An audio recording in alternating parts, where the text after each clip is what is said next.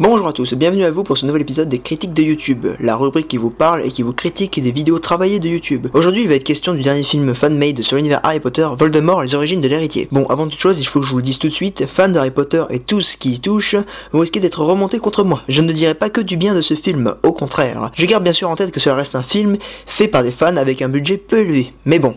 On est parti. Tout d'abord, pour savoir de quoi on parle, je vous invite à aller voir le film. Je mets le lien en description. Cela m'évite de spoiler et de vous résumer l'histoire. Merci et à tout de suite. On commence par ce qui fait la force de ce film. La réalisation est magnifiquement faite. Honnêtement, les images sont belles et certains plans me laissent sur le cul, comme celui d'introduction que je vous laisse apprécier.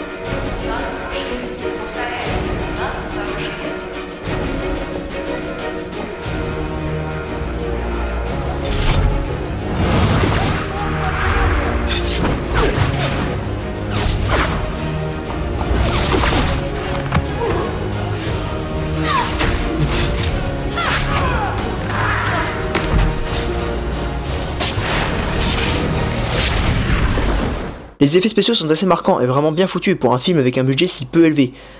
D'ailleurs, je dis ça, mais c'est quoi son budget? Attendez. 15 000 €? Attendez, quoi? Mais what? Mais c'est que dalle! Mais en fait, ce sont des génies ces mecs, sérieux.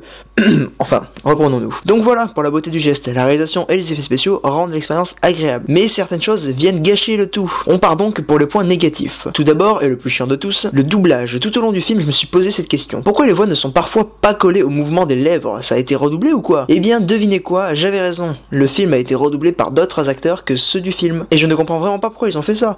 Il doit bien avoir une raison valable, mais ça me dérange vraiment. Et quand bien même les acteurs n'étaient pas anglophones, ils auraient mieux fait de garder les voix originelles. Ensuite, un des défauts est que le film en dit souvent soit pas assez, et là on est perdu et on ne comprend pas certaines choses, des détails, mais assez chiants pour que l'on ne soit perdu, ou à l'inverse, ils en disent trop alors que ce n'est pas utile. Je repense surtout à ce moment. Listen to the elders once and for all. Of course. Tom. You like everyone to always listen to Tom. Lazarus! Stop this! You don't have any other ace in the hole, Laz. Oh. Bye-bye, Grisha.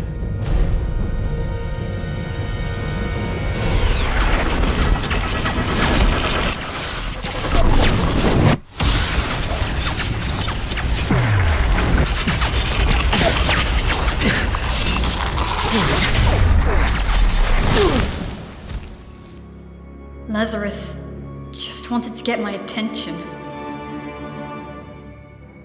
But Tom, something took over him. Like a shadow. Lazarus! Hungry for power.